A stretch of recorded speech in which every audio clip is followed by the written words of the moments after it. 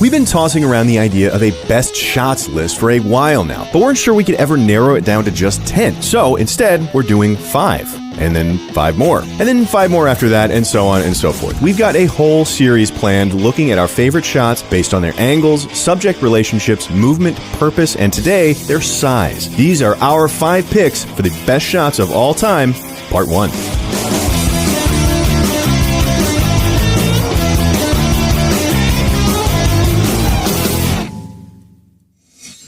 First up, we're looking at the close-up, which is a shot you're probably pretty familiar with. But just in case you're not, it's a close shot on someone's face that includes all of their features, but no more than a little bit of their neck and the top of their head, if that. And sure, you can shoot a close-up of all kinds of stuff. In that sense, a close-up is just a closer than normal look at anything. And we'll get back to that kind of close-up in a later list, but for this one, we're looking at shots of people. And in the people sense, the close-up at its most essential focuses us in on human emotion, expressivity, and it does it in an intimate way. It provides us a heightened attention to the details of a character's face and the nuance that comes with it. Looking at a true close-up on screen is an experience that replicates the nearness that's almost always reserved for intimate and romantic interactions. It's reserved for lovers, sometimes quarrelers, and dental hygienists, and that's about it. While a wider close-up can feel like a leaned-in flirtation at a loud bar, a really tight close-up belongs squarely in the realm of serious intimacy. You only ever see someone from this angle pre-smooch or mid-coitus. Because of its extraordinary familiarity, it can have a very powerful effect, especially if used sparingly. Used at their most intimate, some of the best close-ups get us right in there with Guido Anselmi, Sam Spade, and Hannibal Lecter, to an effect that ranges from dashing to terrifying. At their most emotional, they're Nana from Vivre sa vie and Bonacera from The Godfather. And at their most innovative, we have clever reflections connecting the face to something outside the frame, as in 2001: A Space Odyssey, Mishima: A Life in 4 Chapters, and Alien. Or breaking up, obscuring, and remixing the face, as in Apocalypse Now, Snowpiercer, and The Godfather, rendering the familiar unfamiliar. But for our first pick, there's absolutely nothing as affecting, as classic, essential, and iconic in its use of the close-up as Carl Theodor Dreyer's revolutionary shot in The Passion of Joan of Arc nearly 100 years ago.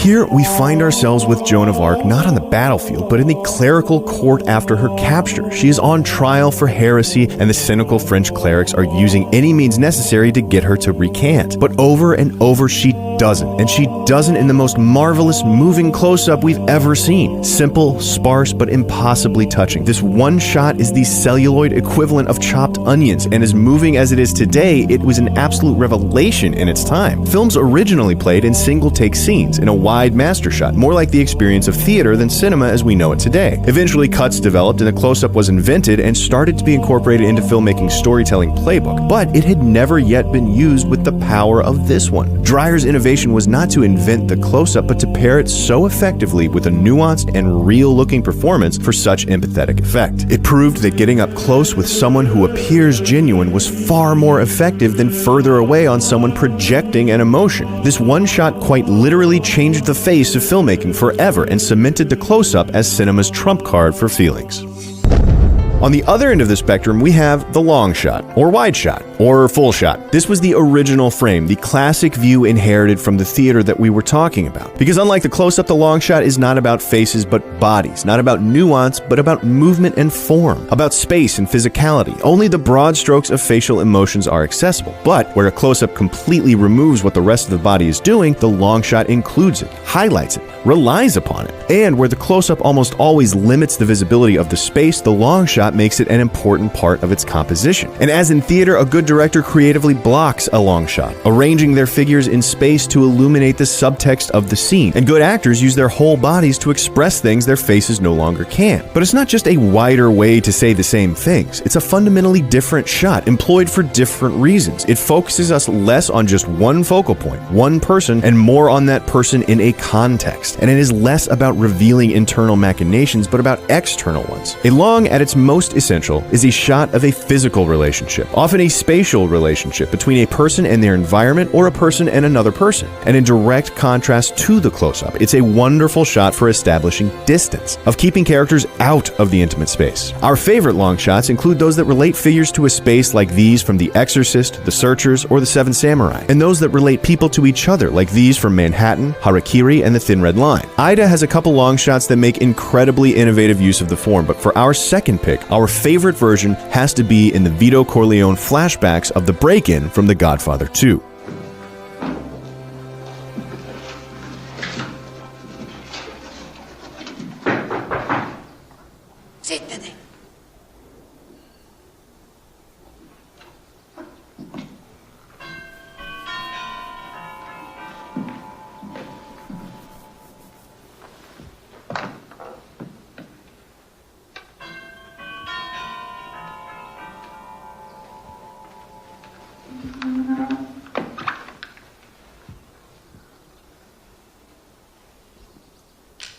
After young Vito Corleone, who you might remember as Marlon Brando from the original Godfather, loses his job, he goes with his neighbor to rob a house, which is what lands us here. And this standoff gives us one of the most dramatically effective long shots we've ever seen. This moment is tension in a bottle, an entire conflict in a single frame. And it's not just that it makes for absolutely poster-worthy imagery. The long shot here is the perfect choice for this moment in the story. Imagine separating this into cuts, separating Clemenza and the officer, and how much less intense that might be. The power is in the fact that these two are on screen relating to each other, connected, and the officer doesn't even know it. The frame contains and heightens the dramatic irony that the police officer doesn't know what he's walking into, and therefore our suspense as to what's going to happen next. Clemenza's body coils with tension, perfectly on display, readying us for the impending conflict, and there's something else. Who's to say we need all this space? That we couldn't do this in a closer shot, tighter, like this? But something is immediately worse. And it seems to us, in the full shot, the frame leaves room for what's going to come next. A standoff once he's through the door, perhaps. Or maybe just a red streak painted across the opposing wall here. With the frame tighter, we wouldn't even be thinking about it. But with this extra room, we've got to wonder,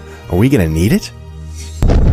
Halfway between the close-up and the long shot is the medium shot. Neither close enough to show us the closest of intimacies, nor far enough to really go wild with spatial relationships. The middle child. But it has its place too. Like the middle child, the medium shot is a fantastic mediator, a compromise shot. And not a compromise in the sense that it's the jack of all trades and master of none. No, it's a compromise in that it provides you with some access to both intimacy and space. This makes it the perfect shot for connecting the two, comparing or contrasting them, for tying the emotionality to the physicality. At its best, a medium shot can show us how a character feels about their surrounding, either environmental or human. It connects their face and thus their emotions to the things around them. It's a bridging shot between the inner life of the close-up and the outer life of the long shot. In the Mood for Love uses it to suggest a non-intimate distance. Kill Bill and Crouching Tiger use it to combine a character's inner rage to the lethality of their bodies. The Royal Tenenbaums uses it to introduce characters through both their spaces and their person. Gene Dealman innovates by excluding the head. The Good, the Bad, and the Ugly by shooting through a noose, Shawshank through a tunnel. However, for our third pick, we're rather partial to a medium shot in Jake LaMotta's final fight with Ray Robinson from Raging Bull. Robinson,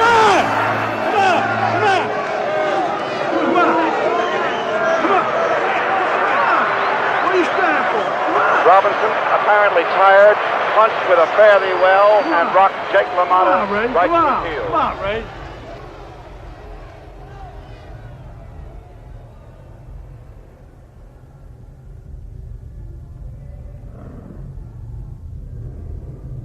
At a low point in his life, in one of his final fights, LaMotta practically begs for punishment. And just before he gets what he asks for, the film slows. It exhales. It coils itself up quietly, and first we get this medium shot, and then we get this one. And here, everything shifts. The crowd goes quiet, recedes into the darkness. Robinson looms closer, the lighting intensifies. We hold our breath, and then the pot boils over and it explodes. This shot is absolutely terrifying, utterly affecting. We feel a shift come over the film as it comes over the imagery and know that something is coming. And what's particularly awesome about it as a medium shot is that Scorsese engages in that dynamic between person and environment that we've been talking about. He is actively and conspicuously playing with the relationship between them. And he does that with a dolly zoom, which you might be familiar with from Jaws and Vertigo. It involves changing the focal length of the lens by zooming while moving the camera to keep the subject the same scale. The result of moving in while zooming out is that the background changes with respect to the subject. And by doing this in a medium, Scorsese creates a perfect relational shot. We can see Robinson's position, the physicality necessary for fighting, and most of all, his expression. But we can also see the ring around them as it becomes cavernous and vast and hollow and utterly barren. The men are alone out there, swallowed up by the ring, and we can see how they feel about it, or in this case, how they feel in spite of it. All rage and hate and loathing and violence surrounded by an uncaring void. The moment has almost teleported them to their own plane.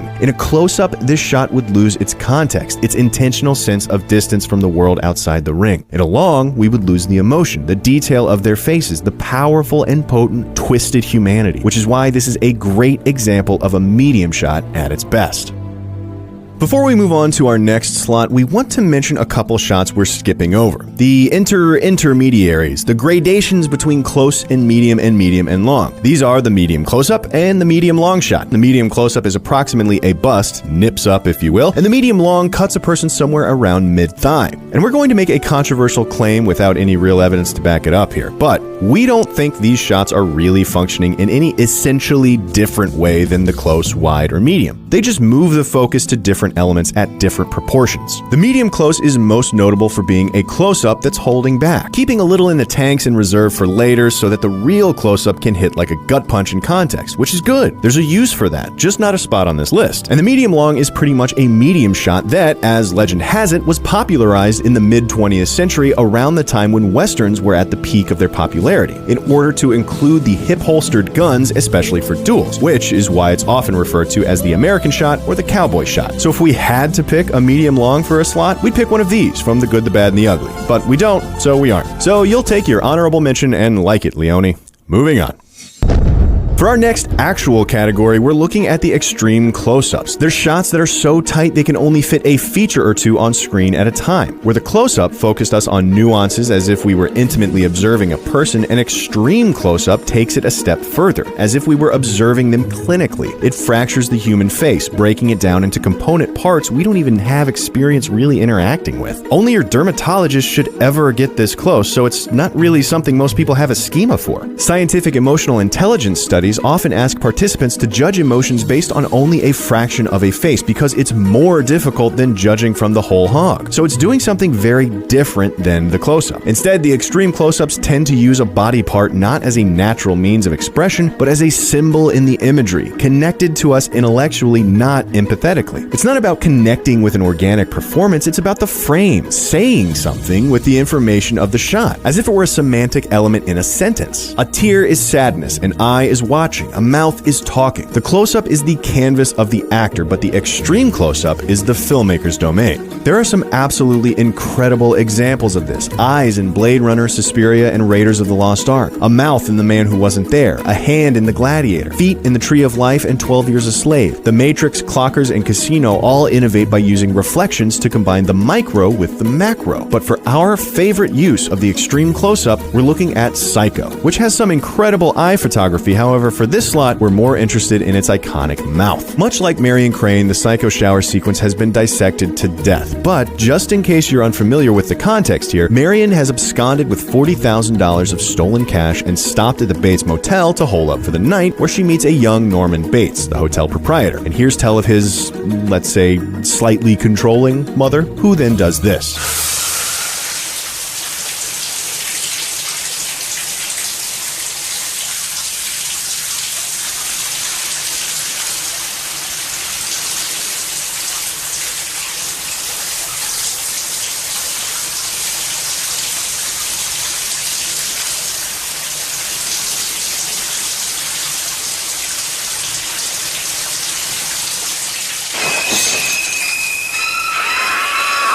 And in this incredibly famous sequence, we get this quick second-long shot. That is, we think, the perfect use for an extreme close-up. It is jarring, sudden, incredibly shocking, and in your face. It doesn't feel intimate, it feels violent, like an invasion, like an attack. It's too close for comfort, but it's very effective in a short amount of time. In a frenetic span, the extreme close-up quickly and efficiently says everything Hitchcock wants it to. If we were to translate shots into words, this one would say scream. Not Marion Crane screams. That's too much for something this close and this short. Just scream. But in context, that's the exact right thing to say. And it's not Janet Leigh, the actress who's saying it. Almost anyone who can scream could have been the mouth for this shot. This is all Hitchcock talking to you, telling you that screaming is happening. Violent, in-your-face screaming. He's doing it close and fast, and the extreme close-up is the way to do it. And finally, pulling all the way back to the other far end of the spectrum, we're finishing off looking at the extreme long shot. Far enough that bodies are individually indistinguishable, faces are inscrutable, the people are tiny, and the scope is grand, which lends itself to the two things the extreme long does best: grandeur and expanse, and smallness and isolation. At its best, an extreme long expresses a character's smallness in the face of the vast world around them. Like the long shot, the extreme long is about a relationship between people and a space, but like the extreme close-up, it uses the human form as shape in a symbolic image, not as an expressive medium. These microscopic and telescopic scales are not human scales. They communicate with symbols or arrangements or mood, not people. It uses people as figurines, symbolic of the person they represent, but way too far off for us to really engage. Some of the best for a sense of epic expanse are these from last year at Marienbad, King Kong, and Days of Heaven, while some of the best for a sense of isolation and loneliness are these like Stalker, North by Northwest, and American Beauty. But for our last slot, we don't think it's very controversial at all for us to pick a David Lean shot, one from Lawrence of Arabia after Lawrence has turned back into the already impassable desert to retrieve a missing man, even though he's told it will mean certain death.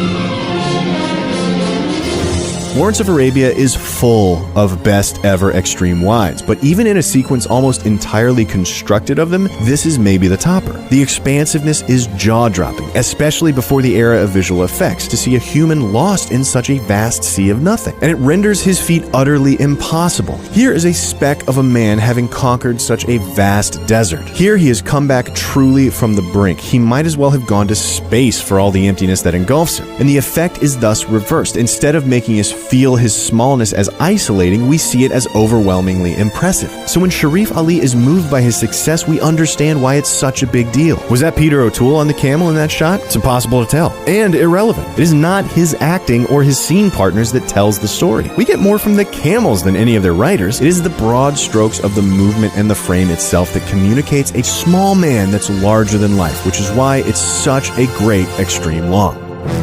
When choosing a shot scale, it's all about what you opt to include in the frame and what you don't, that directs the viewer's attention and says, this is important, look for meaning here, not here. Because our attention and ability to process information is truly so limited. It's about controlling what we see that tells us what to take away. It's about size, about how big something is compared to something else, and what that says about their relationships to each other and us as the viewer. And it's about proximity, about closeness, taking advantage of our shared visual language of relations, of nearness and farness with people we've interacted with, to create an impression of intimacy or the lack thereof. And these 5 examples and their honorable mentions keep all of this in mind and use these effects to tell the story and to invite the viewer to feel a certain way about it, which is why they're our picks for some of the best shots of all time.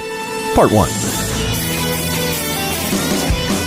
So what do you think? Have any other favorite close-ups, wide shots, mediums, or extremes? Have a different feeling about the ones we picked? Next time, we're looking at relational shots. 2 shots, over the shoulders, groups, crowds, and the like. Do you have any favorites of those we can steal so we don't have to do quite so much goddamn research? Let us know in the comments below, and be sure to subscribe for more CineFix movie lists.